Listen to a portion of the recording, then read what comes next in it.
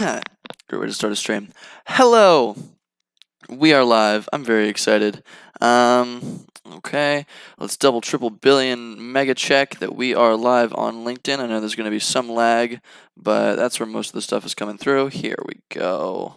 We are. So exciting. Ah! I scream, you scream. We all scream for ice cream. Live now. Just pinging my little entrepreneur stream ping. I think it's a really nice thing. I posted about it a little while ago. Yay, Brian's already on. What's up, Brian? I love Brian. He's so supportive of everybody. Okay, cool. We are live. And we're using... Yes, hello Douglas. We are going to be talking about no-code tools. So I have a little Google Doc where I just started kind of documenting stuff. This is about, thank you Brian, you're always looking good too. This is about no-code tools and a couple of marketplaces online to advertise those kinds of things and how I'm going to try to create my own. Because I think no-code is... For Trident Layers, what are you doing? Taylor's a meme god.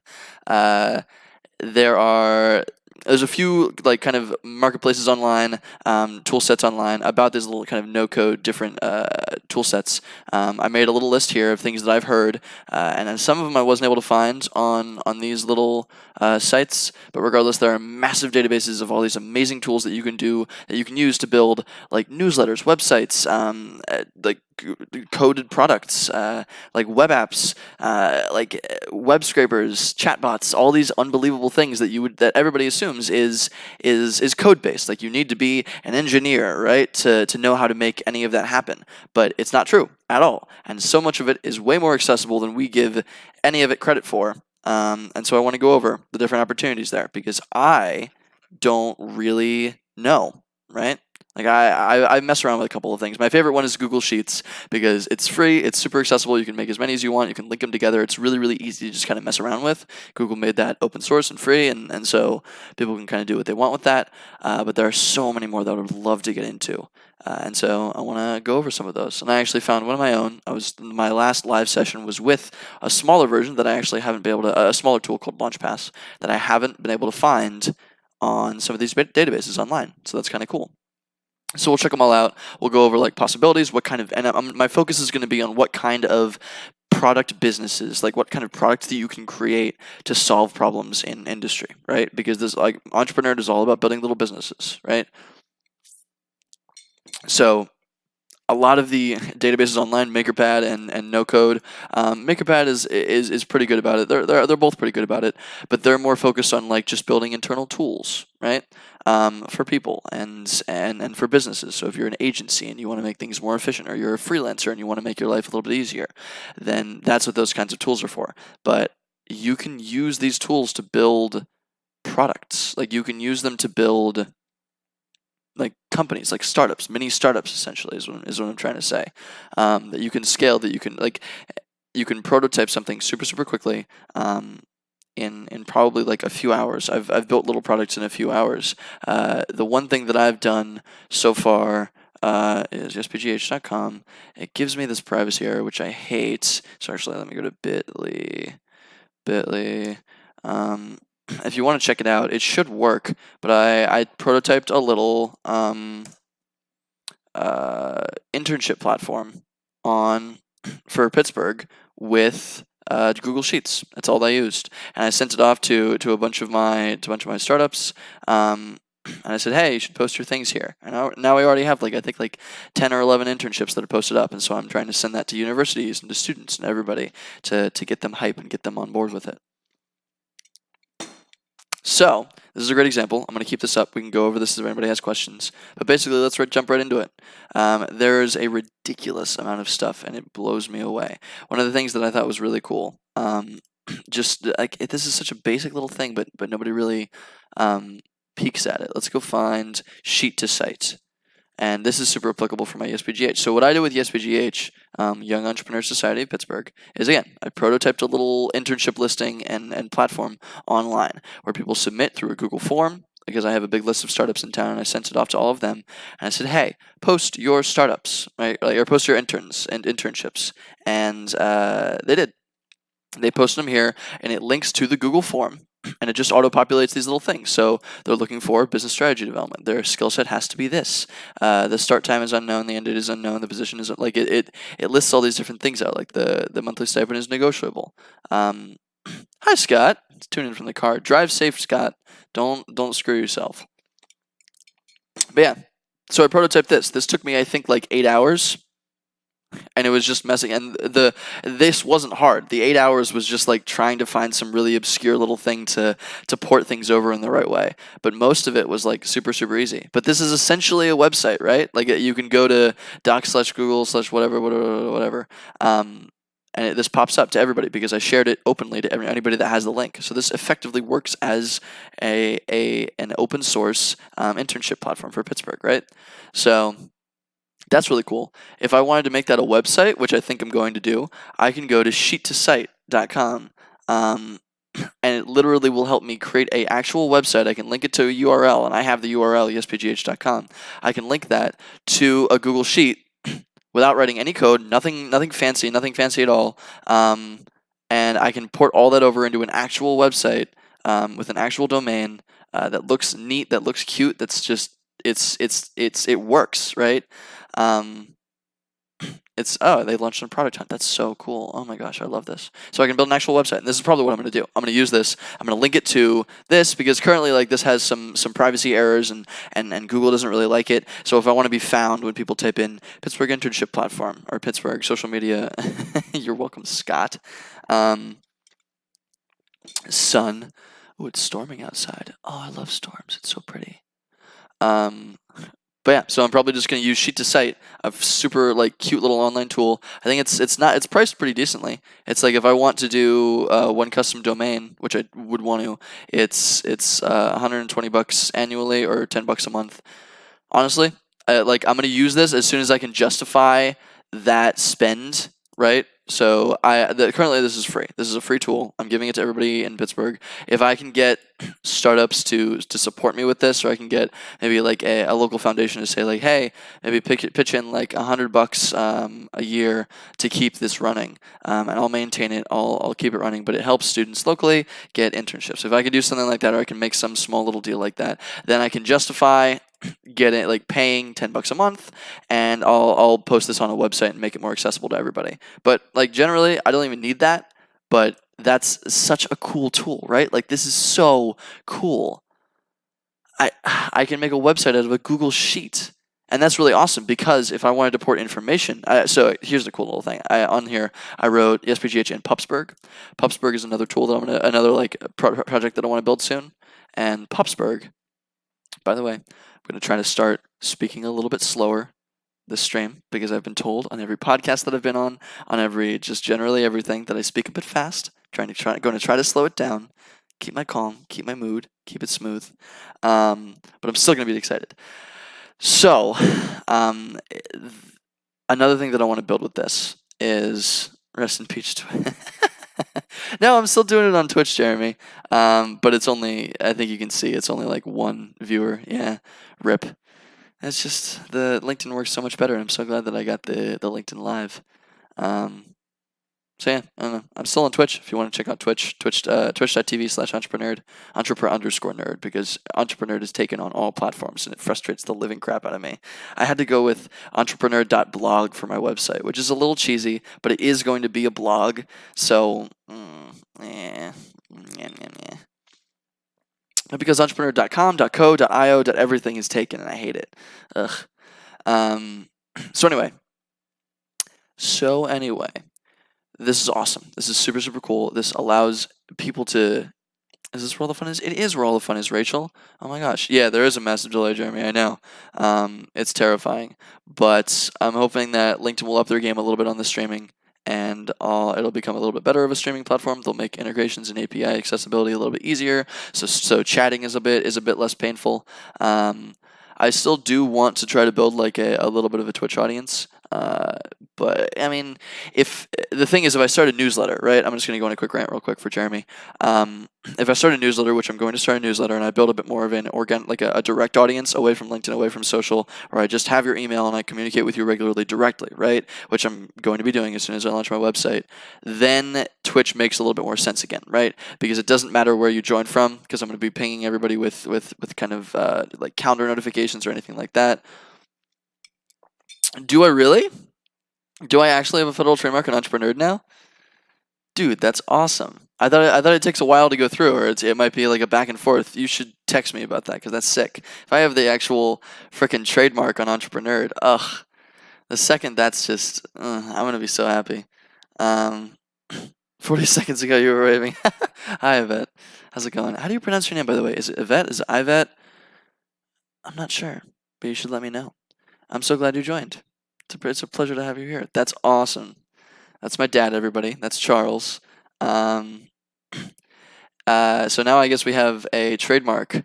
Hey, Olga, how's it going? It's funny. You still use Twitch as opposed to LinkedIn, the OG crew. And I'm getting distracted. So again, sheet to site. This is probably going to be my favorite goddamn tool that you've ever seen. Yvette. Okay, Yvette. I like that. This is going to be my favorite tool that I've ever seen because think about it. So I'm planning on building something called Pupsburg with my friend Dan Cascavel. I believe that's how you pronounce it. Yeah, it's Cascavel.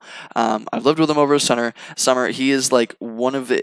I'll bring him on stream. It's probably going to be like not this next stream, but the 2 streams from now. So like 2 Saturdays from now, I'll bring him on stream. He is possibly the smartest person that I've ever met in my entire life, at least for his age. Like he's certainly the smartest college kid that I've ever met in my entire world. We'll go on a rant about LinkedIn Live, absolutely, Olga. But he's unbelievable. He's a genius, and he can code whatever he wants. He can build whatever he wants. He's absolutely incredible. I'm gonna bring him on. We're really good friends. We hang out a ton. He wants to build some tools with me, and we were thinking about like fun like projects to build together. And I've always wanted to build something with him. So and hopefully we'll do more. But what we ended up on was Pupsburg.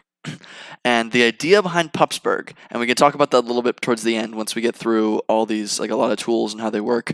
The idea behind Pupsburg is me and my friend Eileen were like just arguing with each other, like not arguing with each other, like arguing like at ourselves with each other because we kept missing corgi meetups in Pittsburgh. And there was like one on CMU's campus, one of my old university's campus while I was still going there. There was another one, I think, downtown or something. But I love corgis. Like, I have a corgi. It's back at my mom's place. Corgis are my favorite thing in the entire world. I adore them. Thor is his name. I think Olga just dropped that in the chat. He's doing wonderfully. He's cute as always, and he makes me want to die because he's like the smallest little chunky. I love corgis, but I missed 2 corgi meetups, the only 2 corgi meetups for like the whole year in Pittsburgh, and I didn't even know there were corgi meetups. So if people are looking for more dog activity, there are dog events that are hosted by like dog businesses in town. So like a dog food shop might host like a treat event or something like that, right? There are dog meetups for dog people. There are like long like dog walks together, and you can usually find kinds of events like those on Facebook or on Meetup and things like that, right? There are newsletters probably that work through these things. There are universities that host like therapy dog sessions and things like that, right? And therapy animal sessions. I know there's actually like bunny therapy sessions. It's funny. But specifically for dogs, like there are tons of activities and dog events in town, right? There isn't like a single source for all of that, so what we're gonna I tend to aggregate a lot of stuff, but what we're gonna plan on do for Pupsburg is create a site and a newsletter that's automated, completely automated. So it sends out a newsletter like every week or every day or whatever the heck, and it grabs information from Facebook, from Meetup, from all these different little like maybe there's other information sources, maybe other websites. It grabs like all these different things, and we ping businesses regularly to post events on our site. But it collects all of this information, it jams it into a Google Sheet, and then it pushes it out to a website via a web app or probably via sheet to site, right? So it's an auto-updating website, it's an auto-updating newsletter, an auto-sending newsletter. It just keeps people abreast of pooch activity in Pittsburgh. I think that's hilarious, and I'm really excited to build that. I think it's going to be really funny. So, nice thing is, in terms of business, I'm really excited about it because it's easier to monetize than probably a lot of other things that I've been doing, because it's like the best way for dog businesses in town to advertise, because it's going to be all around pup themed things, right? So if they want to post an event, they want a sponsored event at the top of things, we can manually put that in, and make it like colorful or extra or promote it or write a little blurb or something like that, right? It's also easy to exit a little startup thing like that, because there are Chewy. Chewy is a great one. There are really large dog companies, right? Like pet food, pet toys, or pet treats.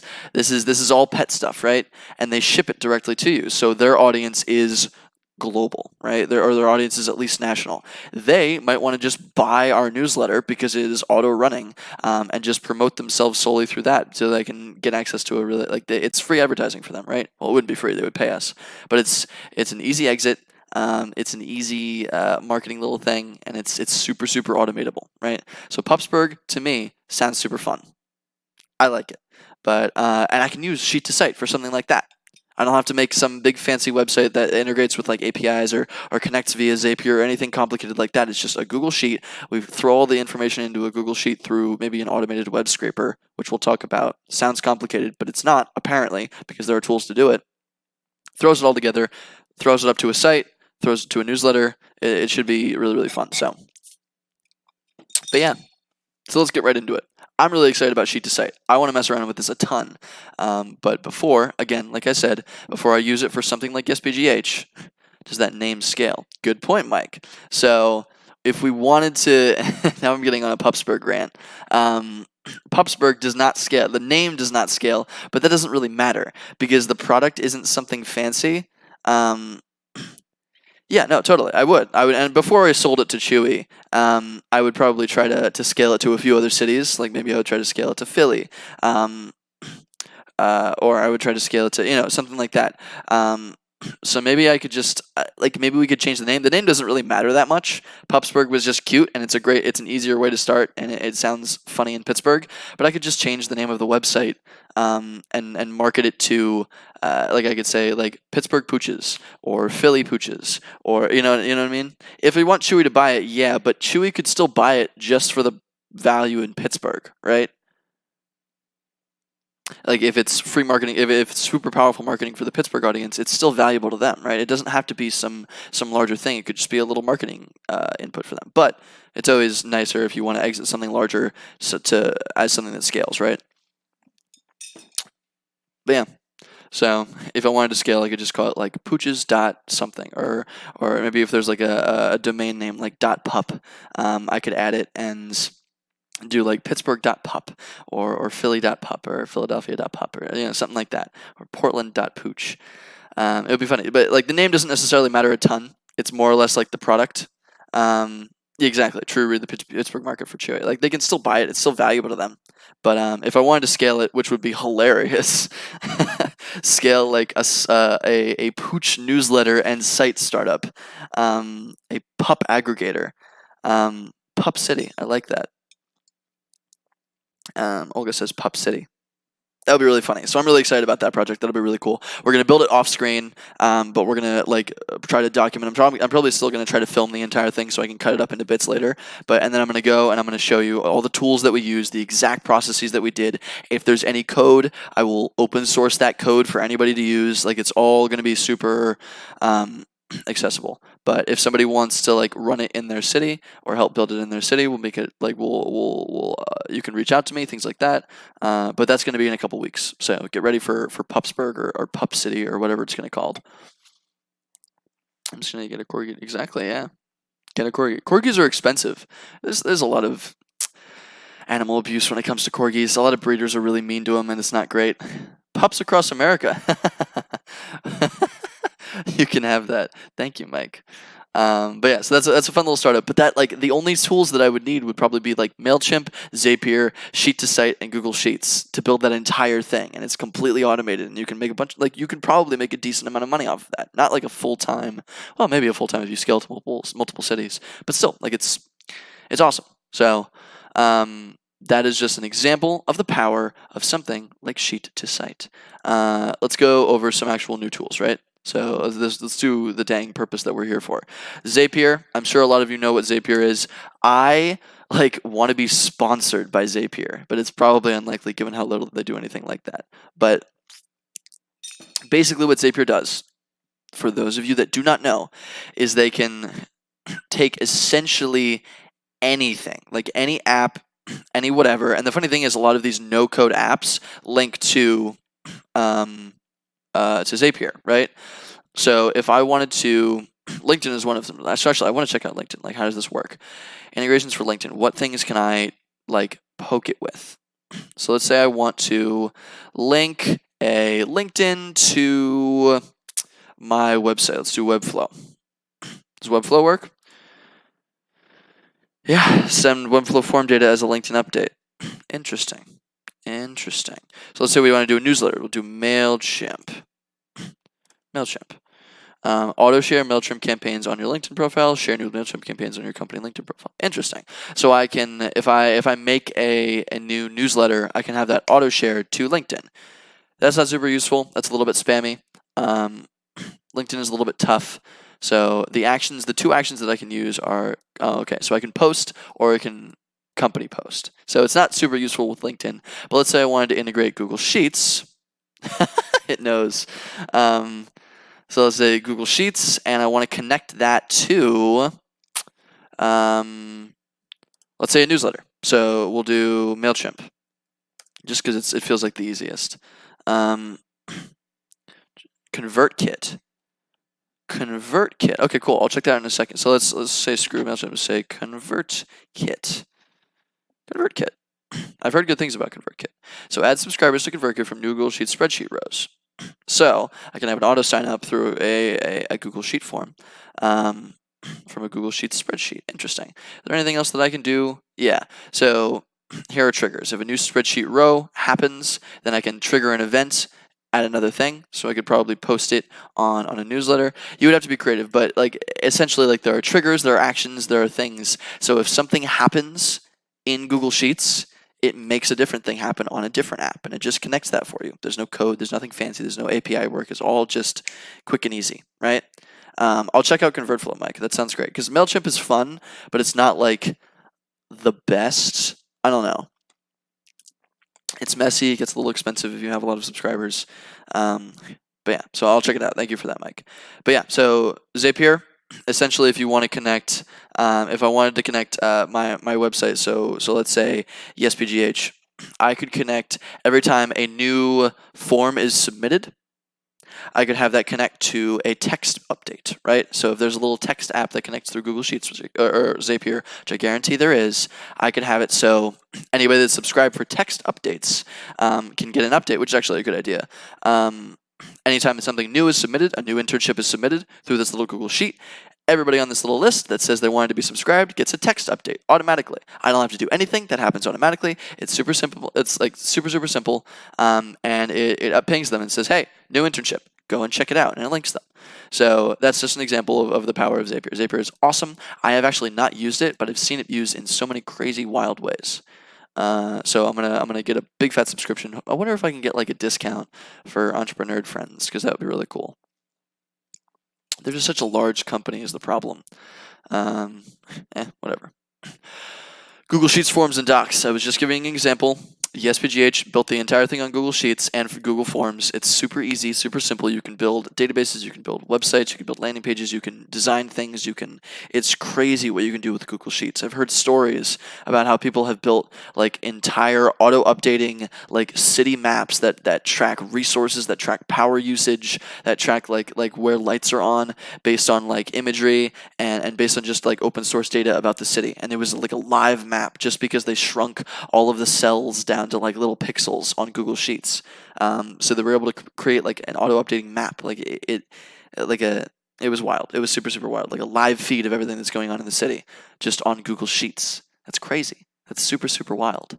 So Google Sheets, immensely powerful, and you can connect it to a website. You can connect it to a bunch of other things. It's super cool. So do not undervalue Google Sheets, and that's the place that I recommend everybody start. It's essentially Excel, but with macros, but with like automations, with outside connections. Where you can't connect like Excel to other apps, right? But you can connect Google Sheets to other apps, which is why it's nice. You can also share it among people, which is why it's amazing for like workflow tools for all sorts. I'm getting sidetracked, but I am obsessed with Google Sheets. Cool. Moving on. Parabola. I've wanted to check out Parabola. Actually, so Teachable and the Rocket email course thing, I've told a story before that I've told on just about every single one of my live streams, but the story is that like email, like very, very simple things can be extremely powerful businesses. Like I just said, like Pupsburg could be really cool. It's just an automated newsletter, right? That's dope. But like the ideal for me building a business is to go, I'll tell the story. There once was a man. Hi, Cameron. There once was a man who went and did customer discovery, asked a ton of questions to a ton of dry cleaners. Didn't really find anything. Talked to like 40 dry cleaners. They all said different things. Didn't really find a common issue that was really marketable, so he moved on. He talked to a ton of dentists. And it turned out that dentists were really hard to reach. They're all very busy. They're all very important. And so he didn't end up going with the dentist. So maybe he talked to like 10. He was able to find some problems, but he wasn't able to talk to enough of them. They weren't accessible enough so that he could find a problem in the industry. So he gave up on dentists. And then he moved over to, it was, finished story, but afterwards, absolutely. I'll talk about Parabola in a sec. He went and he talked to a ton of LASIK companies, right? So LASIK is like the eye surgery. You may have heard this story again. If you stop me if I've told the story, but LASIK is a little eye surgery, right? Whereas they shoot a little laser in your eye and they fix it up and they're able to make it so you don't need prescription glasses or contacts or whatever anymore. It's a nice little safe eye surgery, but it's really spooky, and so some people don't like it. But he went around and he talked to these little boutique surgical businesses that use LASIK, and that was their main product, right? And so they all were like they all had an audience or a customer base that wanted to fix their eyes. He went around and talked to all of them. It turns out he started hearing a ton about email lists. All of these little LASIK businesses, there may be like 2, 3 people, very, very small little offices, but they all had these big email lists of people that had come in or had seen their ads or had checked out their website or were referred by other people. And they all signed up when they got to the website and dropped their little name on the email list, right? They dropped their email on the email list. And so they had like 500, 1,000 people locally that were all interested in the surgery. That all, like, you only sign up if you're interested in the surgery, right? So they had 500, 1,000 people that were all interested, but they couldn't get them off the email list. Like, they couldn't get them to convert to actually coming in and purchasing the surgery. So they were like, all of them had this issue. They're not marketers. They're doctors, right? They help their patients with the problem that they have. They're not marketers. They don't know how to deal with an email list. And they tried things like sales, they tried like a couple little things, but they don't know how to do marketing, right? But they have access to an audience that cares, that could convert into potential customers. So what this guy did is he essentially, over like a weekend or a week or some really small amount of time, he built an email course on this little Rocket email course. Here, I have to find it. Rocket email course creator. I found it before, but I can never find it again. It's not this. I'll find it after I finish the story. But he used a little online email course creator to essentially create just a little packaged email course. It was like 7 days. It sent one email every day for a week.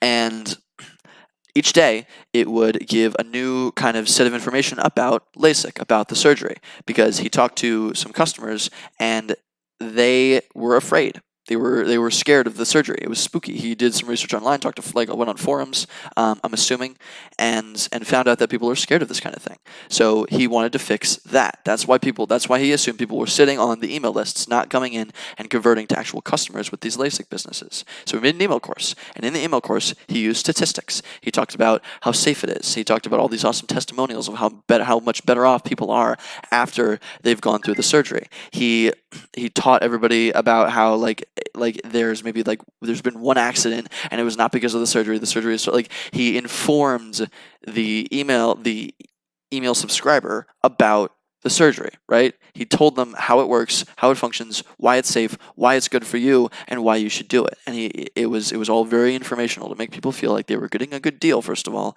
and that they weren't going to hurt themselves. And just because of that little email course that took him only a little bit of research and a little bit of work and a little bit of design to make, he tested it with a couple of LASIK businesses, and 10% of their email list converted after going through that course. So he just signed everybody up for the course, and they all got the 7 emails. And after that course, 10% on average converted to becoming paying customers. And because it was like a $200 surgery, 10% of 500 is 50, and that's going to make them $10,000, right? That's a huge boost for the business, even if they have a relatively small email list. So just because of this little email course, he's able to make a business a ton of money because he designed it appropriately, designed it right, and he found a problem that they didn't know how to handle themselves. So, but that's not a technical product. And by the way, he was able to sell that little email course for about $2,000 a pop to different little businesses, and he made a $10K a month business out of it, just himself, out of a product that it took him a week to make, right, at most. But that's so low code. He didn't code anything. All he did was did research on information, jammed it together in a neat little package, and sold the package, right? It's a $6,000 surgery, so yeah, no wonder he was able to sell it for $2,000. Unless you go to Canada. Yeah, no kidding. Yeah, I wonder why. It's because our freaking healthcare system sucks. But anyway, that's a great example. That's the best example that I have of a low-code, awesome way to build a super profitable independent business, right? An awesome, amazing lifestyle, product-focused business where you don't have to trade your time for money. All you have to do is do sales. Once you create the product, you just got to sell it to different people. You can automate that through ads. You can hire somebody to do sales for you, whatever you want. But it's not development. It's a skill that everybody can pick up, right? It's not a hard skill. It's not coding. It's not engineering. It's nothing fancy. And that's why I like these no-code tools, right? So I'm trying to find, if anybody, please tell me if you know a good email course creator, because there was one that I found and I lost it. I no idea where it went. But if you know a good email course creator, please message me because I love things like that. Maybe we can find it on some of these no-code lists online. GDPR restrictions? GDPR restrictions. I don't even know what that is, but let's look it up. Copy, paste. What is that? European Press Data Protection Directive. Oh, so you're saying personal data. Okay. So you're saying worrying about gathering people's personal data and those kinds of things. I actually don't really know. That goes into marketing a lot when it comes to email lists, when it comes to signing people up for different things. The reason that they were able to do that, ConvertKit, really? Email course creators on ConvertKit? Let me check that out. Email course creator ConvertKit. How to create an email course in 48 hours. Oh, baby. Oh, this is literally what I was just saying. Michael, I'm sorry. I actually don't know too much about GDPR restrictions. There's a ton of information on articles, and I'm assuming a lot of marketing blogs because marketing does have a lot of issues with those kind of data sharing problems, right? So when it comes to signing people up on your email, when it comes to tracking people on your website, all those different things, there are usually little things that you need to be careful about. I don't really know too much about it, but if I were to create a newsletter, which I'm going to, I'll be looking it up. Thank you, Mike. This is awesome. You've decided ready to teach an online course. There's choosing. You can do video, lesson plans, an email course, paid email course. Make sure you reach your reader's inbox and get opened. Absolutely. I agree with that completely. I think putting a video and making it all complicated in an email is a bad idea because people are in their email to read stuff, right? That's what they expect in their inbox. This is dope, though. GDPR will only be applicable to data sharing, not direct communication with your email list. Yeah, exactly. Like once you have signed somebody up, unless you sign them up illegally, you're fine. Email temps to help you create an email course. So yeah, Rachel knows a little bit more about it, but like it's usually fine. Google just won a case outside against the APO against extending GDPR outside of EC. Really? Google won a case? That's okay. So that sounds like a pretty big deal. Google's so huge; they can do whatever they want. It's ridiculous. Holy crap! Look at this. Mike was right. You can just create a sequence right here, and you would package this up, and yeah, you would just have them send you your email list, and you would just send it to all of their emails. Or you wouldn't be able to do that. You would have to give them the email list and access to that. Based out of Boise. Yeah, no kidding. This looks awesome. Look at this. Create a form to connect to. Ooh, this is beautiful. Thank you, Mike. This is great. Okay, I'm writing this down. Screw the rocket thing. Let's do. Yeah, no, Mailchimp is cool. I've used Mailchimp a bunch. ConvertKit.com. ConvertKit.com. What do you like more about ConvertKit as opposed to Mailchimp? Like what really switched you over, Mike? I'm curious. Because Mailchimp is nice. It's super easy to use. It's cute. It's very UI friendly for people that don't know what they're doing. For email courses. Dope. So that's really cool. That's great. That's super nice to use. And then we'll go over Parabola because Mike asked. If I get sidetracked, please just hit me. Open rates. Really? Straight up? Like you just tested it and you got better open rates? That's fascinating. Huh. Well, then screw it. Yeah, whatever gets you better open rates. Heck with it, man. Parabola.io. So this, from what I've seen, I can't remember who showed me this, but it's create your own tools and automate manual work, no spreadsheets or code required. Going to make e-commerce tasks, CRM workflows, clean and process data. Because it's just about the. It's not. Yeah, exactly. You can have nice UI, and that's probably going to be better for new people. You can have like whatever you want. You can have all these frills and all these pretty things. Okay. Pardon my French, but fuck Mailchimp then. If you're getting more than double the open rates using ConvertFlow, then why on earth would you use any other service? No, that sounds awesome. That's awesome. That's super cool. Yeah, you have just converted me to ConvertKit. Through a journey to convert them to buy a customer. That's nice. Yeah, so you can set up better flows. That makes sense. I've heard you can create some flows with Mailchimp, but I haven't seen it widely utilized. So, but okay, cool. So Parabola, from what I've seen, is it automates manual work, right? So if I want to, yeah, find and replace, connect with another tool, connect your data wherever it is. It looks like it's kind of like a Zapier-ish thing, right? So yeah, let's see. Bring our data to life. Drag and drop, ready-made processes.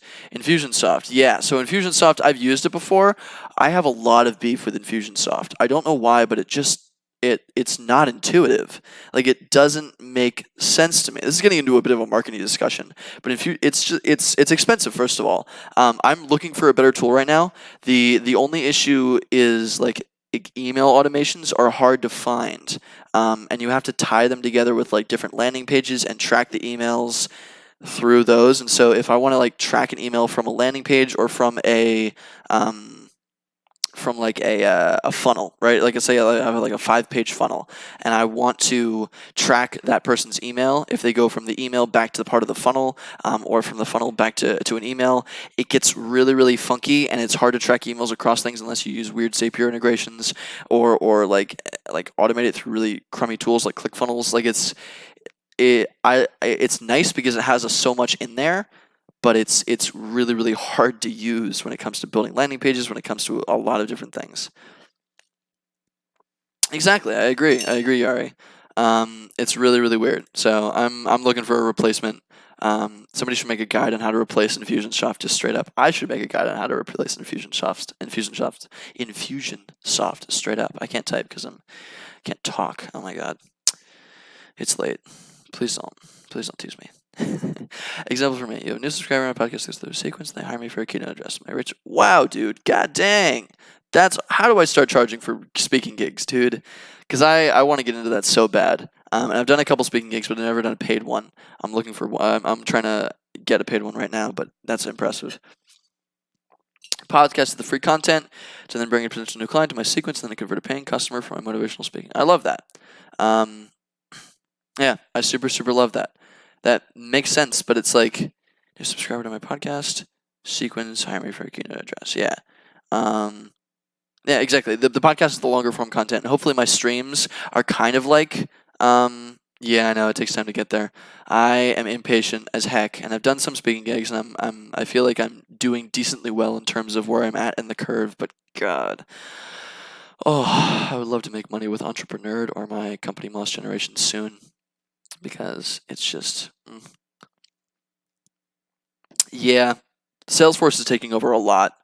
Microsoft, for some reason, just has really crappy. Yeah, Google too. Google's going to take over everything. Oops. Google's going to take over absolutely everything before anything else does. I think Amazon's also going to absolutely destroy everything. I'm glad you like it, Mike. We should hang out and we should talk sometime if we haven't before. I'm not sure. I feel like we might have talked or hopped on a call. I get so bad with who I've talked to and who I've not talked to. I am a slave to my calendar. But okay, cool. Getting back to it, I'm getting off on a tangent. People seem to like it though. We got like 17 viewers. I am playing the long game. The long game is just long. But basically, what Parabola looks like is, I wish they gave us examples. Here we go. Examples. Thank God. So, analyze your Squarespace orders data. Interesting. So you can set up funnels here. Use APIs to fully automate a travel newsletter email. Ooh. Oh, okay. Awesome. Aaron Watson is great. Then we probably have met. Rasu is great. I love Rasu. Oh, I'm so glad that he left. I mean, not glad. I'm so sad that he left. He was such a nice guy, and I mean, he's moving up in the world. He's doing awesome things, but like, he's just like the most wholesome man you've ever met in your entire life. I remember you were on Aaron's podcast, weren't you? I feel like I've seen one of your podcast episodes with him. Okay, so this mostly looks. Ooh, send data from any API to Google Sheets. Google Sheets. Google Sheets.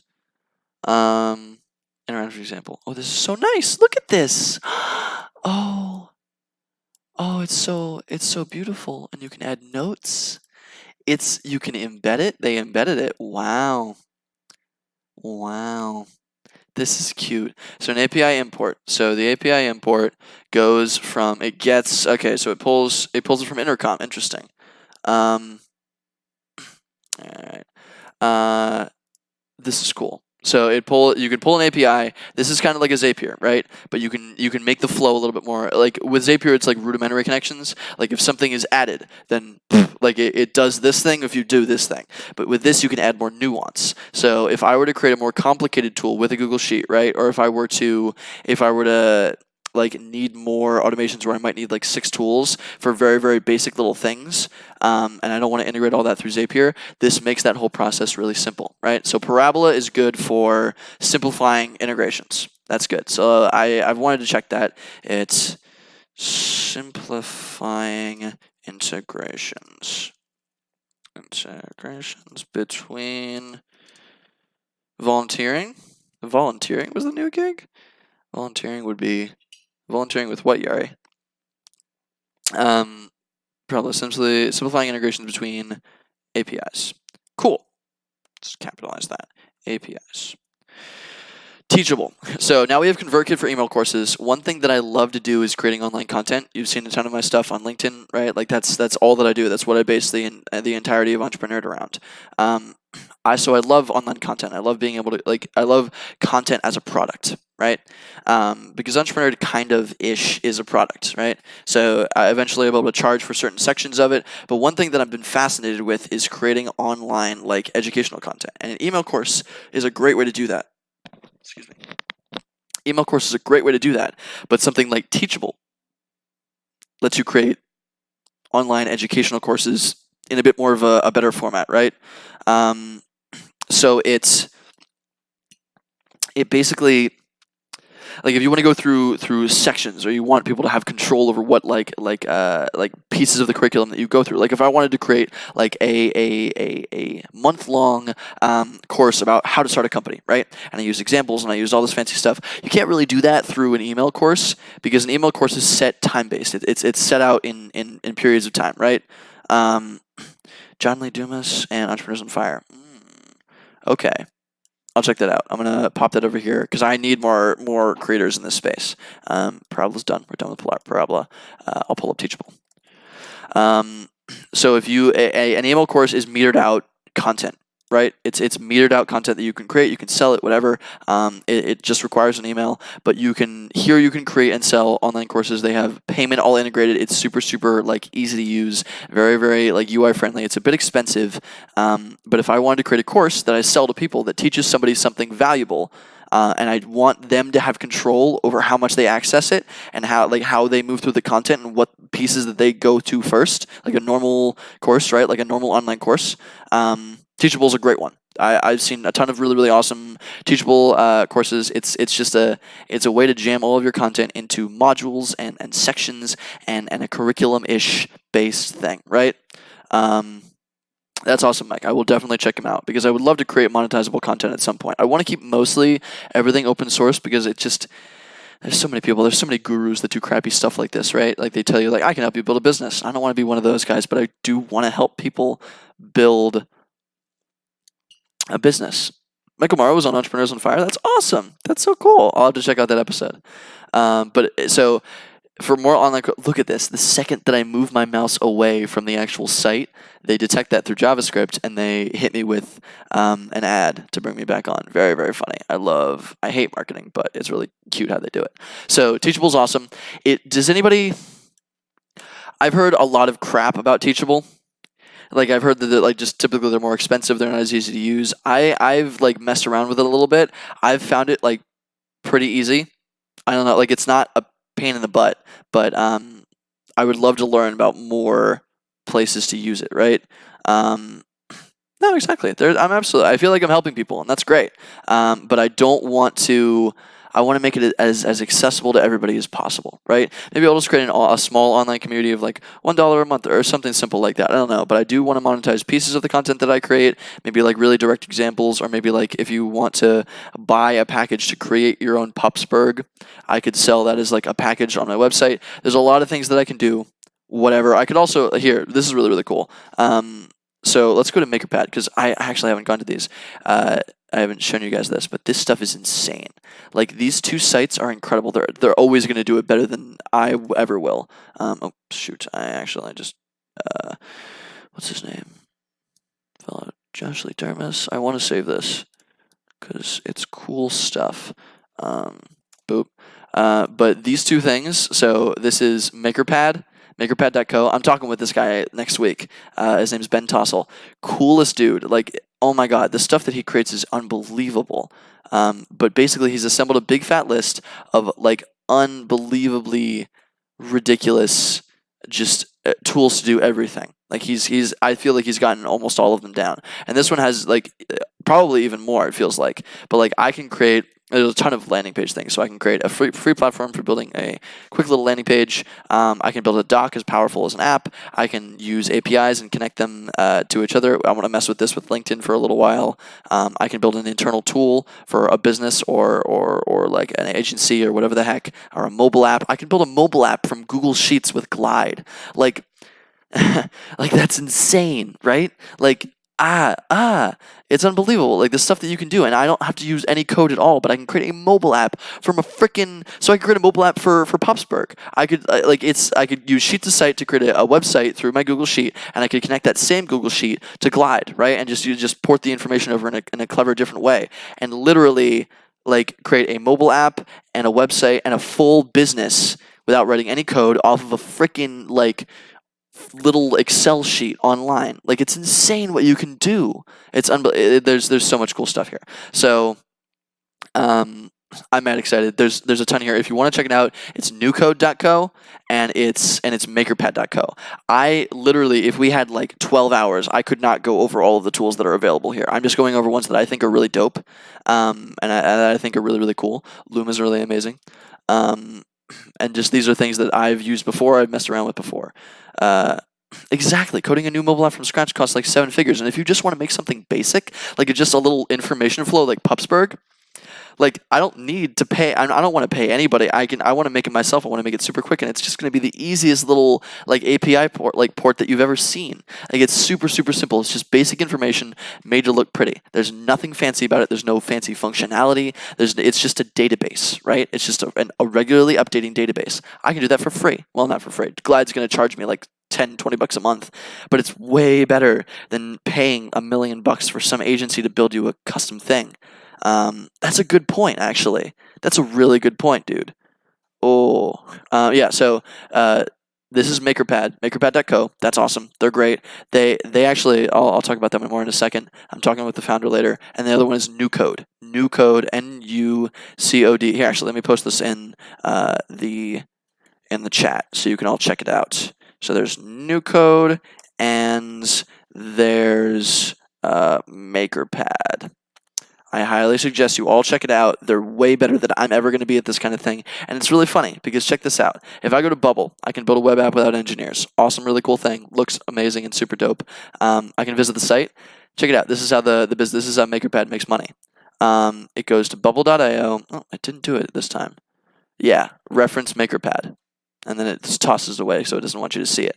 But there's a little thing that says like reference to MakerPad or reference to Newcode, and they all do it, right? So AppSheet, start building, reference Newcode, right? See that? They get paid. So if I buy from here, Newcode gets kickback on that, which is exactly what I kind of want to do with a few of these different tools. Thank you, Kenneth. I appreciate that. So that's a possible way to monetize what I'm doing. Who knows? But like the point is like that's the reason that they're building these cool things. It's always a business. There's always a clever little thing behind all these different businesses. It's fascinating to see. So yeah, let's get back into it. ConvertKit, awesome, teachable. If anybody has a better online course creator, would love to hear it. I would love to start creating online courses, free online courses, and try to like hit them with universities and stuff. I'm going for 50 cents a month on a new thrifty site. Interesting, Yara. You're competing with me because that's what I'm doing. So find other options or recs. And I haven't seen any on these. Typeform is really cool. There's a couple of these different versions. So Typeform, like Google Forms, right? Like Google Forms is just essentially like an online form that you can use to push something to collect information from people, right? I used it recently. I used it to create ESPGH. Super simple, free. It's not really that customizable. And it's a little bit weird and it's funky and it's not UI friendly and it's awkward, right? It's very basic, but it automatically ports to a Google Sheet. You're the best streamer. I would love to smell your toes. What the heck? Wow. Somebody named Ashley Hiatus just said I'm the best streamer and then a bunch of other very disturbing things. But they called me a beautiful creature. I'm flattered to some degree. I'm not sure if that comment popped up. What, Aaron? Aaron, I can't. I have to let you in I would totally hit you up. I live in Squirrel Hill. You should come by when I'm not on stream.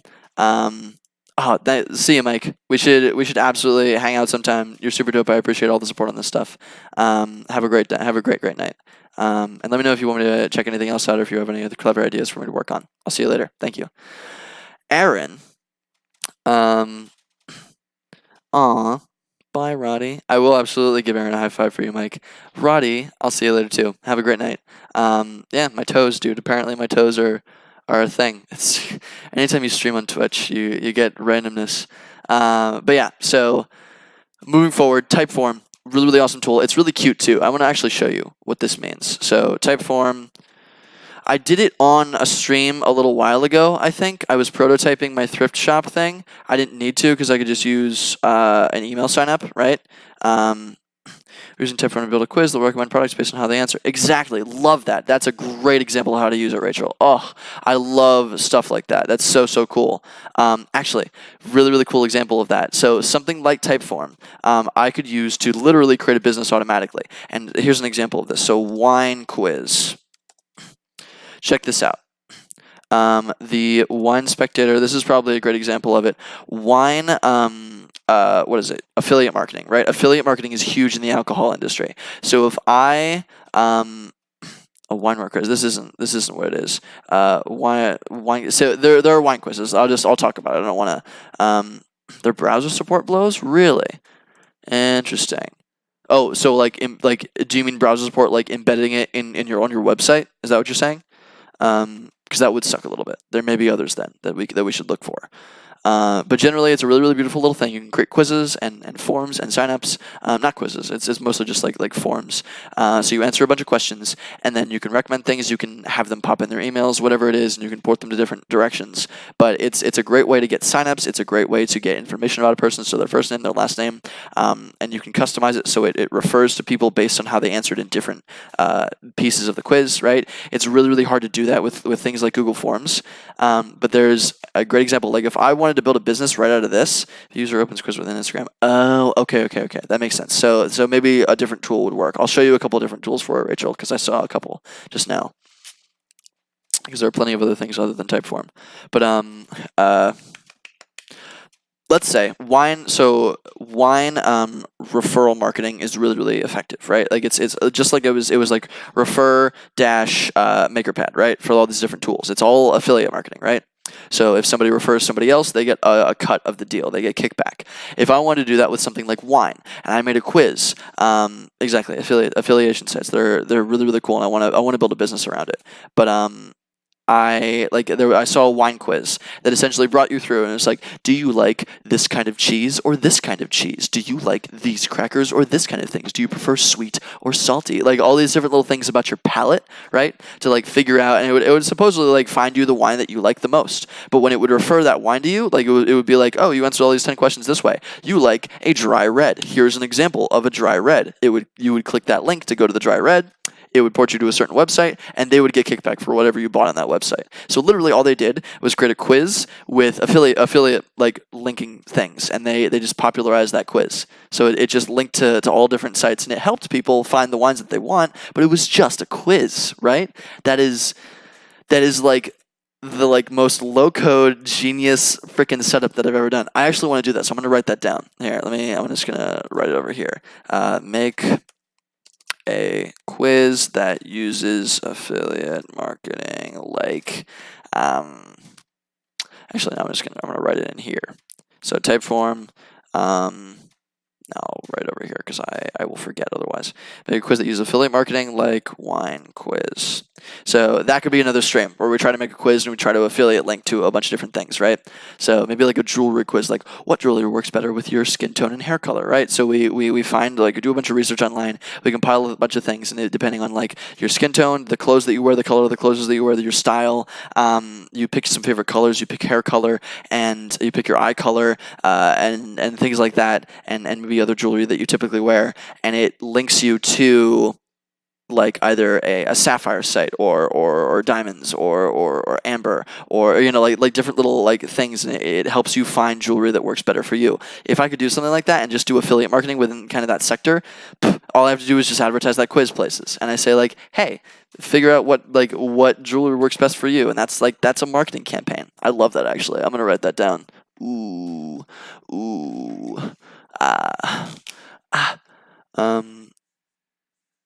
Jewelry quiz affiliate.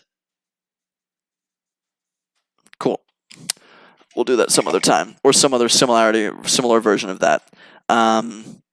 So Rachel, Typeform is a great example of that. You can create quizzes, you can create like signups, and they're very, very pretty, and they're much nicer than Google Forms. And you can toss it to a Google Sheet, you can toss it to wherever, you can toss it to a separate database, you can send it in an email. Like there's all. It's a very, very nice tool.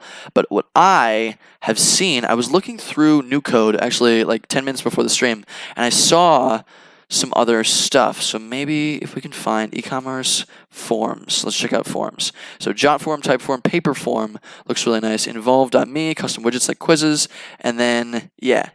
So check these out. Check these out, Rachel, and see if any of these are better. Because Google Forms sucks. It's not going to have like great input. Well, it might, but it's not cute, right? And you want it to be cute. Typeform is very pretty, very conversational, but apparently it has crappy integrations into little browsers like Instagram. So maybe check out Jotform, Paperform, Involve.me, Dislack. That's a weird name. But there's definitely more support elsewhere, right? So maybe there's some information out there like that. But there's plenty of things like that. So Typeform was just an example. There's like 6 different things that I could use to create quizzes or forms online that are much better than a Google Form mix. But it's an awesome way to prototype. It's like gathering data from your customers is always crucial. So it's really, really common that you're going to use something like this, right? So and for frickin' ESPGH, my little online internship platform, not super necessary, because it's the people that I already know. They all know me, or they've at least heard of me. Totally, Rachel. Yeah, I can send you that link too if you want. Let me know. I can just find it again really quick. But you saw what I did, so you can also probably check it out. But it's always important to gather data from your frickin' users, and to understand like how to sell to them, what they need, and just generally like information, so you can keep that, and it's valuable to know who you're selling to. So Typeform, plenty of others. Shopify, if you're doing e-commerce generally. Blitzpad, coming referral business. Ooh, Blitzpad, let's check that out. That sounds cool. Referral business. Actually, I just wrote this down so I can cross that out. Blitzpad in the App Store. What is Blitzpad? Blitzpad LinkedIn. Hey! Look at that. That's yours. I'll see you later, Yari. That's Yari's thing. If you want to check out Blitzpad, go check it out. Shopify. So Shopify is like probably really the only service out there for like making an entire e-commerce site really, really quick, right? So if I wanted to create affiliate sites, if I wanted to sell random products that or like test products or things like that, Shopify, just from what I've heard, makes it super quick, super easy to set up like an e-commerce site through WordPress, probably through Webflow now. I'll talk about Webflow in a second. It's awesome. So anything e-commerce, you should check out Shopify.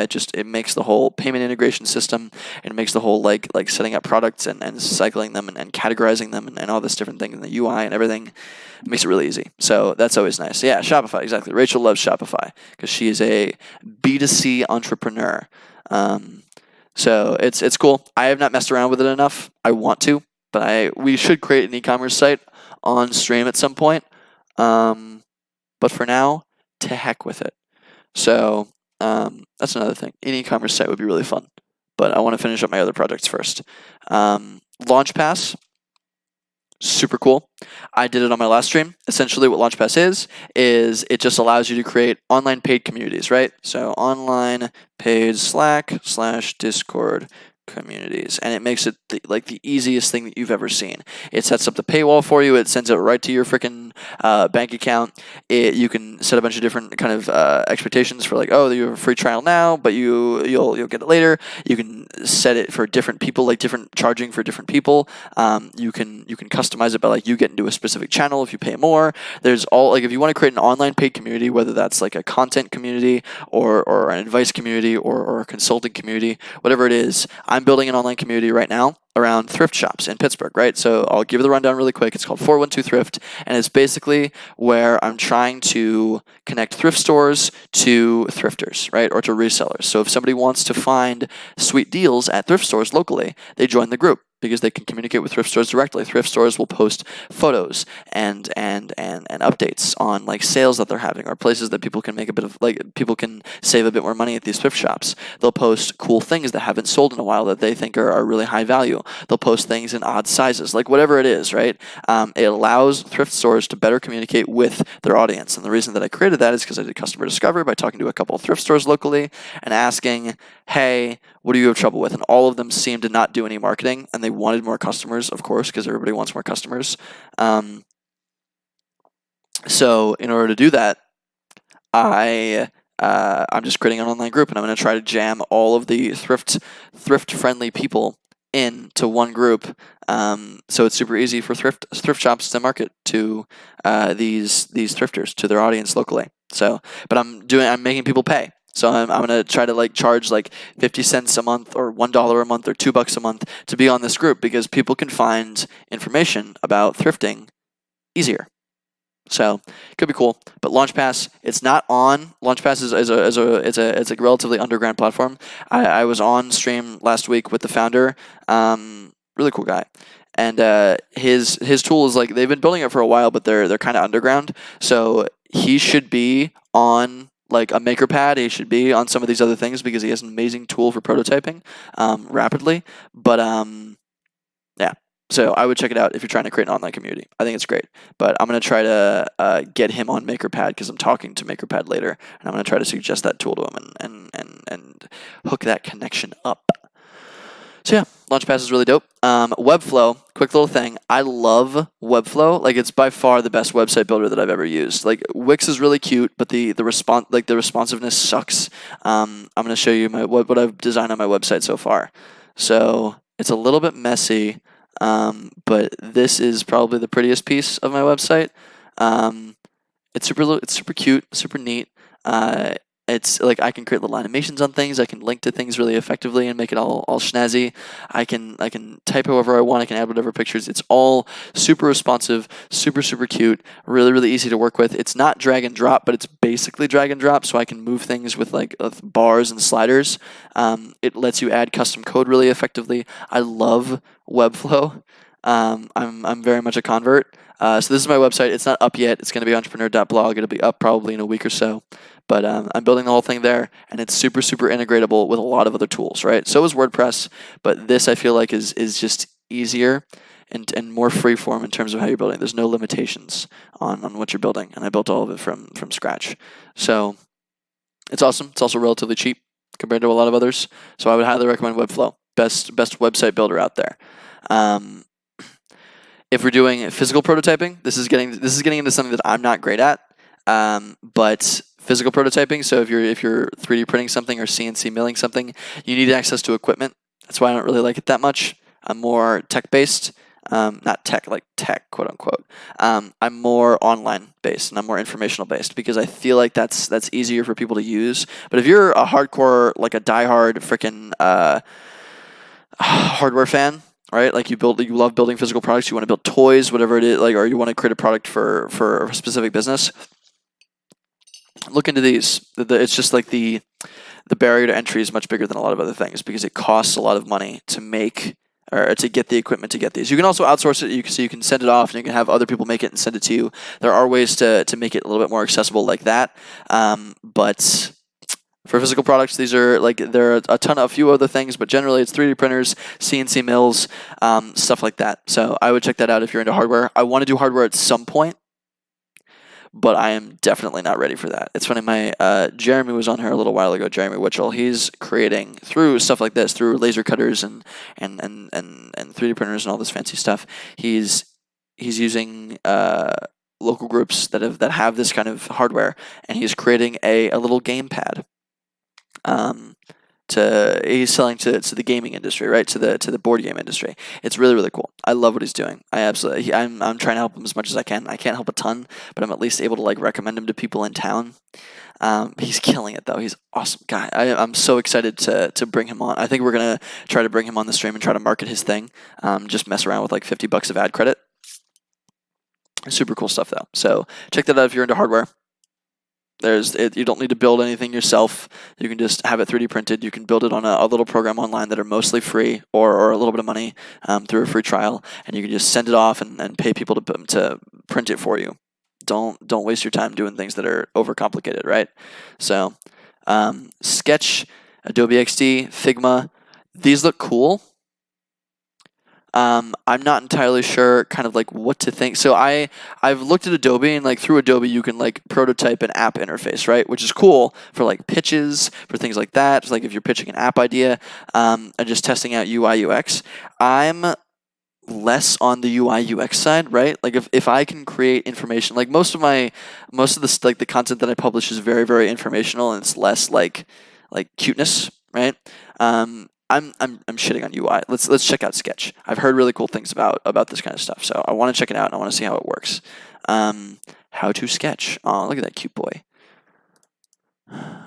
Let's see. Sketch. The best products start with Sketch. Oh, do they? So you can prototype your website here. Very cool. This actually looks similar to Webflow's. Very similar to Webflow's format. Hello, smart layout. Supercharger symbols. So what do you design? You design apps. Yeah, iOS apps and things like that. Okay, this makes sense. Designers just like you. Hundreds of plugins, non-destructive editing, collaboration code. Okay, cool. Yeah, so this looks like it's a UI tool for building out how things look before you create them, right? Kind of. Specs and guidelines for handoff. Yeah, I like it. I like it. I like it a lot.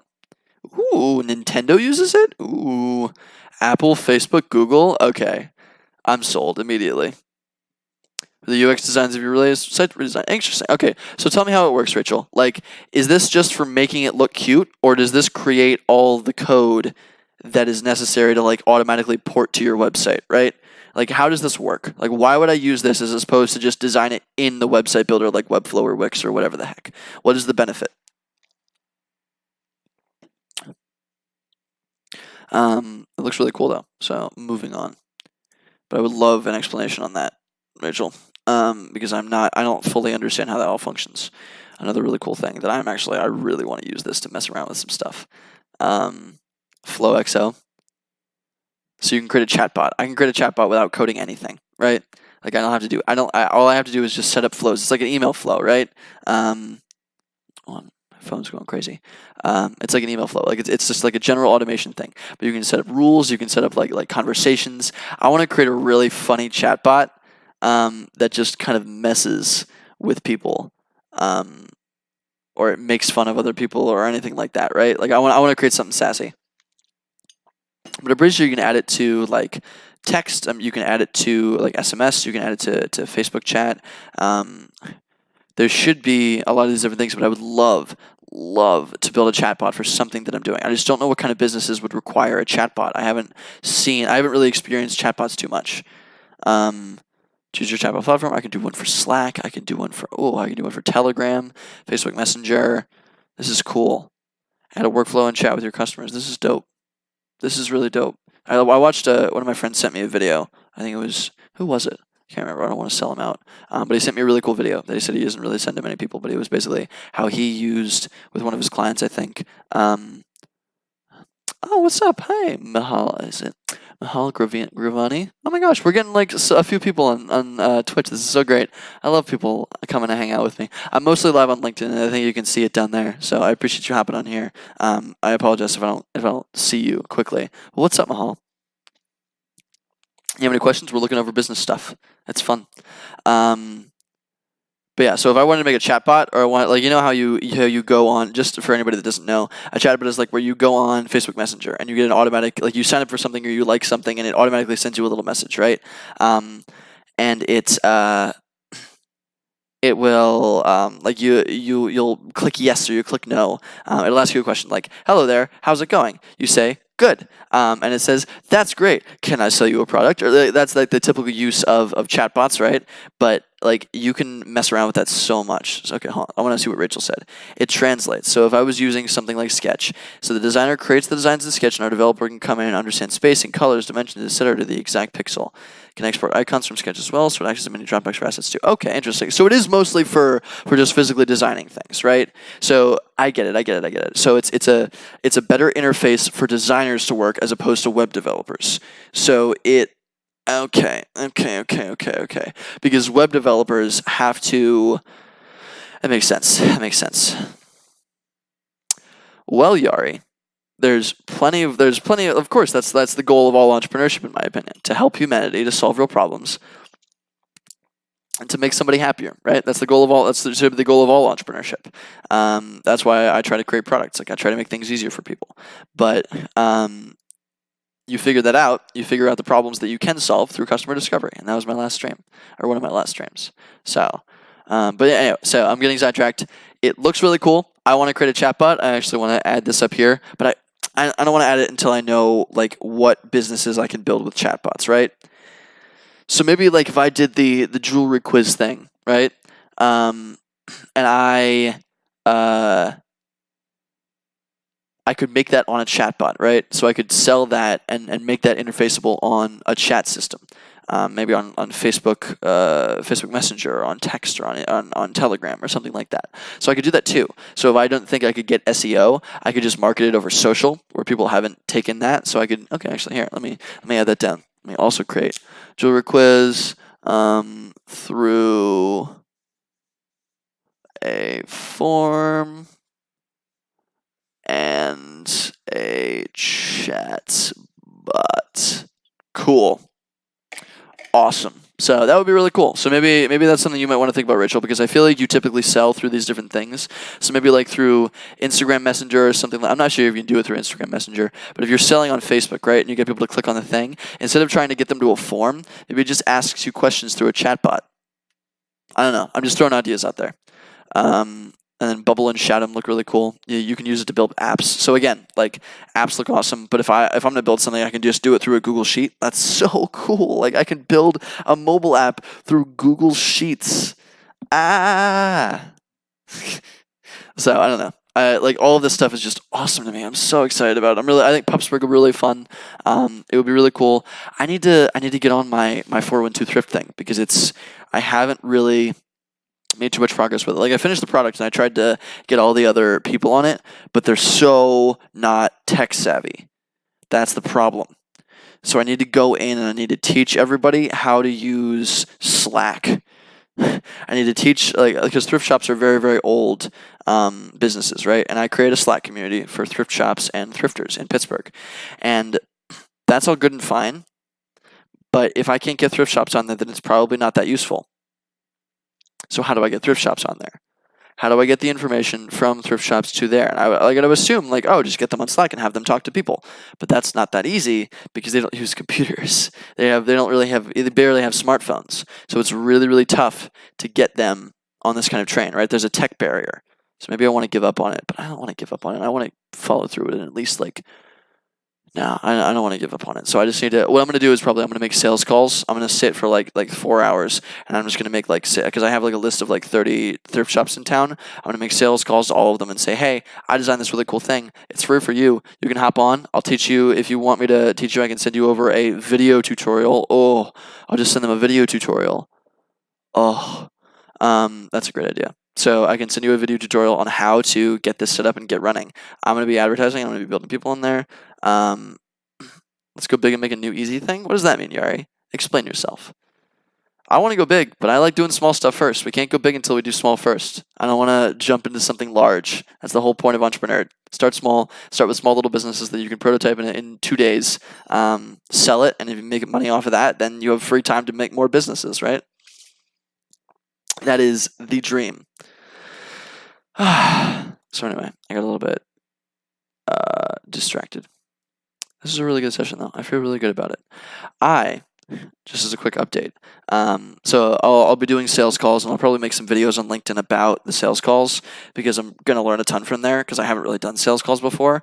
But I'll try to sell my product that way because it's so low tech. Calls are probably going to be the best things that work, right? So yeah, oof. We'll figure it out. Maybe I can just create a form online for them to input different things, and that sends out to the Slack, and maybe I'll make an integration that way. Tons of things. I still got to figure it out, but it's so human. Teach is not a bad word. I love teach. Teach is much better than a few other buzzwords out there. But what's better? What's better, Yari? But yeah, things are going good. I'm going to go, after this, I'm going to go put my big boy pants on. It's dark, but there's a Squirrel Hill night market. Thank you, Kenneth. I appreciate that. Are we friends? Are we connected? No, we are not, but now we are. I sent you a connection, Kenneth. I appreciate you hopping on. Thank you for all the support. I don't know if I want to be a millionaire, but I just want to teach other people how to make money and not have to rely on school and jobs to survive, right? Because so many people are so unhappy with their careers, and if you can just start something small, like it's less about like lifestyle businesses, and it's more about like finding passion and finding a mission by doing something productive, right? Because some people's passions is snowboarding. Some people's passions is, oh, James Bill. I love Jim Bill. He's cool. He's a cool guy. What was I gonna say?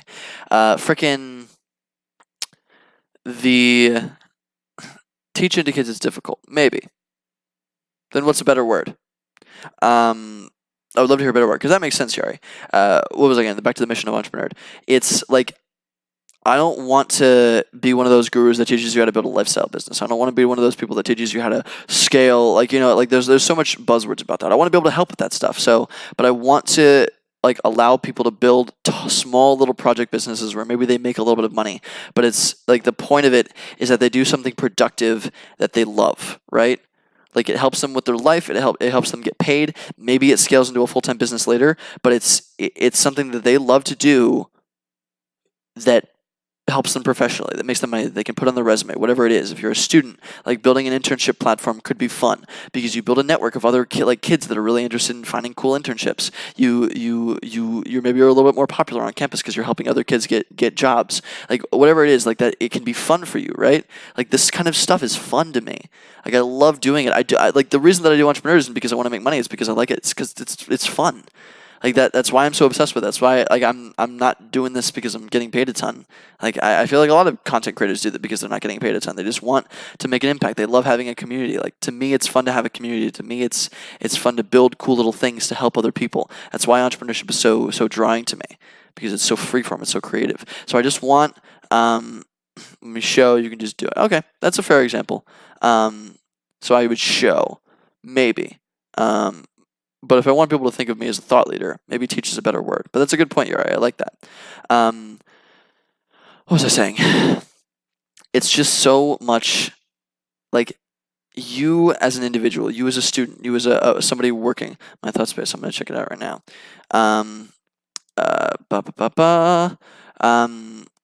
You as an individual, like future of talent. Oh, hey, cool. Okay, cool. So this is another internship platform, right? Recruitment managed. Okay, cool. Yeah, student talent. This is cool. I've seen a couple of these, and they've worked really, really well. They're full businesses. I just scaled it out to Pittsburgh, so I don't know if I can get paid for it, but I'm still gonna try. So, no, I like this. I like this a lot. That's really cool, Jonathan. There's a shocking amount of these services out there for internship platforms, and I'm not competing with any of them in Pittsburgh because nobody's done anything in Pittsburgh, and at least nobody's utilized anything. It's weird. So I just made one on a Google Sheet, and it works more or less just as well. And now I can make it on an app too. Hey. Ooh. I'm going to use the two apps, like build a website and build a mobile app via a Google Sheet. I'm going to start using those obsessively for most of my projects. It's going to be really bad. Yikes. But anyway, so this is cool. Thank you for sending this. I'm going to keep this up here. I'm going to see if I can sign up because I'm curious. Anyway. What was I saying? It's like being productive, like having a project, having a thing like this. I appreciate you, Jonathan. You're awesome. No, I feel like a thought leader is just somebody that understands a sphere the most, right? Like if you're looking for advice or you're looking to learn about something, you go to a thought leader. That's my perspective on a thought leader, but I could be wrong. But the goal is to teach people that entrepreneurship as a whole, very, very small form entrepreneurship, like side hustles, whatever you want to call it, is super accessible. You don't need to be some big fancy tech entrepreneur. You don't need to know how to code. If you want something to happen and you want to see a product made, you can probably make it really, really quickly and prototype it and have fun with that because now you have customers. Now you're selling to people like that.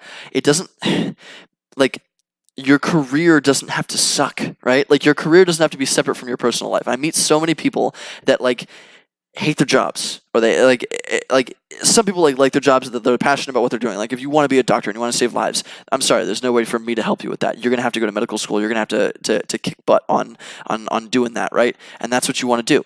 But if you want to start a business, if you want to if you want to do anything in your professional, I'm having trouble articulating this because I'm tired and I've been talking for a while. Careers and your personal life don't have to be separate, right? Like your professional life where you make money off of it. That's usually what your professional life is consists of, right? Your professional life where you make money, or you make a living, or you spend a lot of time. That doesn't have to be completely separate. Most often it's not, but for a lot of people it is. That doesn't have to be completely separate from your personal life. Because fun, like I genuinely, in my free time, I'll play video games, sure. But in my free time, I'll go and I'll like fuck off like building businesses, right? Like, and I'm not like amazing. I haven't built, like, I'm not making money on these yet. I'm just experimenting. I am not an expert in this stuff. But I know that there are tools out here, and I'm just trying to increase awareness and futz around with it as somebody that has no idea what they're doing, as somebody like you, right? Because none of us have messed around with these tools before. Like Rachel's messed around with a little bit of them, but like there's so much stuff to be done there, right? It's all so easy to do. It's all so accessible to students, to high school students. Like a high school student could use some of these if they tried really hard and they looked up online tutorials on YouTube, right? Like I didn't know how to use Webflow, and it's relatively complicated, but I didn't know how to use it, so I looked up tutorials on YouTube. And there's tons. They make tons of them. And so I can figure out how to do all of it just by watching a few videos. And I'm like, I don't consume that much content, but like it's just to, oh man, Jonathan's full of great information. God damn. I'm pulling all of his stuff. I'll talk about what you're doing. Oh yes. All of these are mostly stuff like this. I have a thought for you. How would I express my passion, Yari? Because I feel like this is what I'm doing. Like that's why I'm doing this. So we have ThoughtSpace, we have Steam. Science, tech, engineering. Hey, this is cool. What is it like to put? This is really cool. So yeah, so this is for like higher level internships. This is nice. I like this a lot. But like the point that I'm trying to make, the entire goal of Entrepreneur is to stop people from separating their personal lives from the professional lives. Like at least like bleed through a little bit, right? Like if you can create a small little business, even if you're not getting paid for it, but you're just being productive and you're learning like really valuable skills that you can apply to industry. You're learning all sorts of amazing things. That doesn't have to be work, right? Just find a sector that you're passionate about. Find a sector that you enjoy. Find a sector where you love the people. Like if you were a video game nerd, build a product for video gamers. Talk to a ton of video gamers. Like see if you can help them. You have your own community of other awesome people. You are now popular in the video gaming space. If you want to do it for fame, if you want to do it for popularity, sure, whatever. But like there are ways to do that. Like it's awesome. I appreciate it, Jonathan. These are really cool. These are essentially like Jonathan's right. Like there are tons of internship platforms. So many. So mine is very, very local. Mine does not scale because there are so many other competitors in this space. There's no way me with a little Google sheet and a website is going to make anything even remotely close to this, right? All I have is a nice startup network and a Google Sheet. Like that's essentially it. And so I tried to email it recently to a bunch of people in the entrepreneurial education space. Like I tried to like mail it to a bunch of e-clubs and things like that, and I have not heard back yet. So I need to be a little bit more aggressive in terms of who I'm onboarding for the group. But like, frick, dude. Even if there are giant players like in this space, like I don't have to worry about that because I'm doing something very local. And I have the advantage locally because I know all the startups in town. That's my personal advantage. You could also build that advantage. You could like if you want to like build a consultant database for your local city, for the best consultants in all these different sectors that are local that can come into your office and help you. They're not stupid. You don't have to pay for travel. Nothing big and fancy like that. I don't know too much about consulting, but this is just what I'm assuming. If you wanted to do that, you could go and build it on a Google Sheet and do exactly what I did with my freaking ESPGH. Like it's super simple.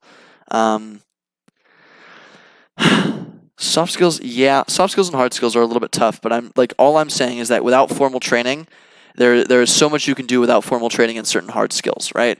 There's so much that you can do. Like I can design a website on my own. That used to be a thing that you had to pay freelancers to do. You had to like source through an agency, anything like that. But now, given all the awesome tech tools online, I can build a fully responsive, awesome website with integrations with apps, with like that connects to an application online that's mobile friendly, that's user friendly. I can do all of that myself just by looking at some YouTube videos with my free time, right? That's a very basic example of just how accessible all of this stuff is. Hard skills are becoming less and less important in terms of the stuff that I'm talking about, small projects. If you're trying to build a small project, you don't need to know code, right? Almost like I guarantee you, most stuff, like 95% of stuff, you don't need code. And so I just want to make screwing around with little businesses, screwing around with little projects, screwing around with entrepreneurship. Um, I want to make it accessible to people. That's the whole thing behind Entrepreneured. So that is the mood for tonight. For anybody that didn't know, that is the mood. I always go on rants. I usually like to save the last 15 minutes for a rant about Entrepreneured. We are done. I have gotten through all the things that I wanted to get through. Ooh, what do you got? Agree 100%. Idea. Local online marketplace for makers to sell their goods. Local Etsy. Hey! Local Etsy is a great way to describe that. I love that. I feel like you might want to niche it down a little bit, but if it's local, there's not that many makers. So a local Etsy, yeah.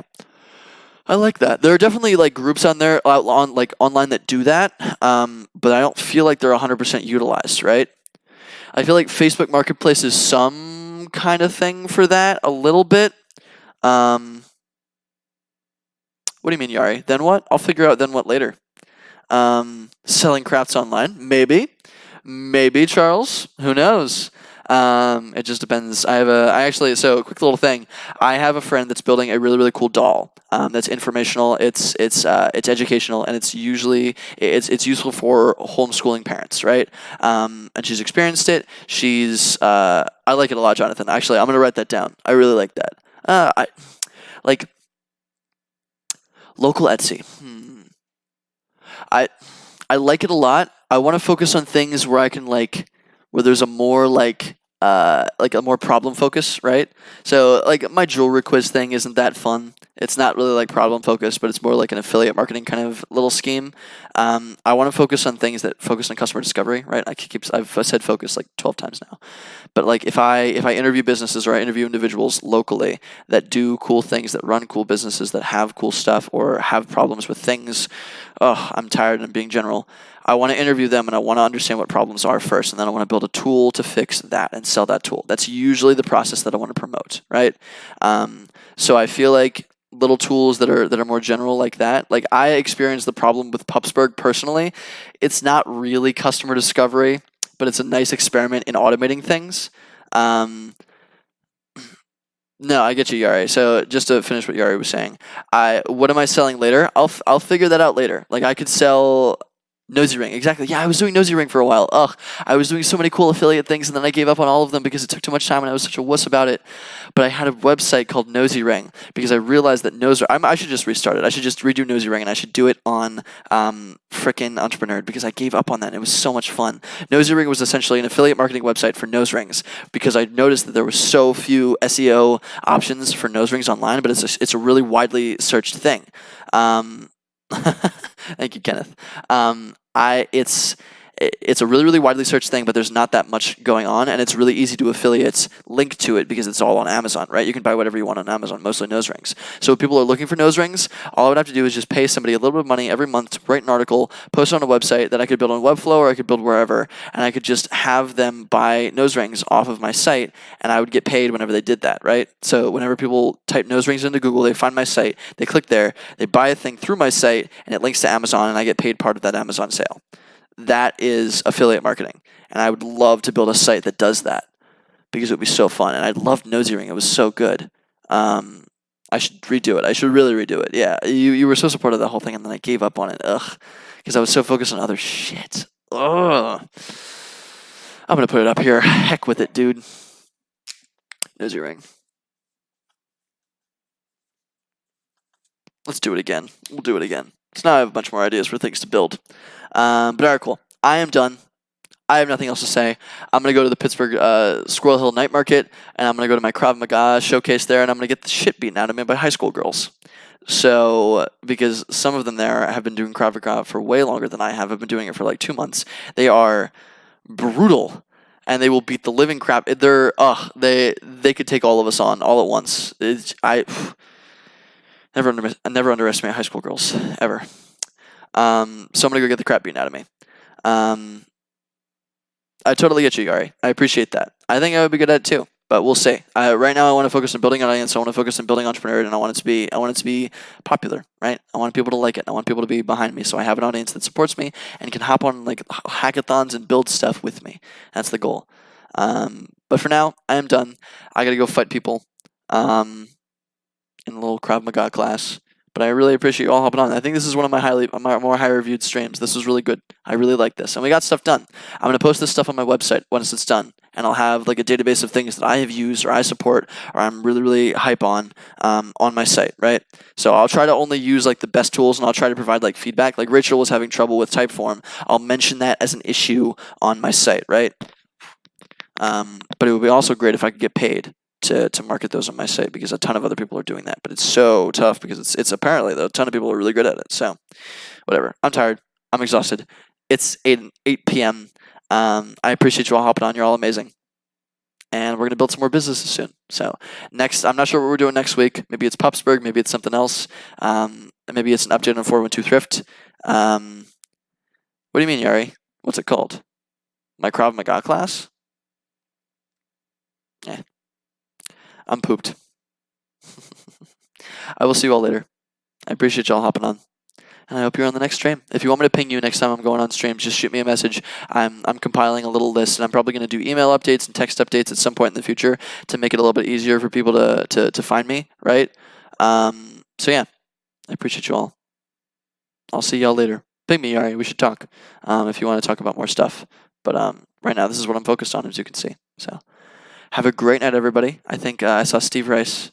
Steve Rice is great. You should check him out. He just commented on my thing, or just liked. Thank you, Yvette. I'm glad you like this stuff. Let me know if you want to see anything more in the future. Send a link to the sites we saw. Yeah, so I'll comment on that. I'll comment on this post after. Well, no, let's do it right now, actually. So right here, actually, let me just copy and paste this into here. Zapier, Google Sheets. Let's boop. Click.com. I'm just going to add this here so everybody can, for physical products, retool. Actually, I'm going to delete retool because we didn't really go over it. Sketch for UI/UX. FlowXO for chatbots. Bubble and Shadow to build apps. Zapier, Google Sheets, and then there was Sheets. Oh, whatever. I submitted it anyway. So that's the little list. I sent it all there of most of the things that we went over.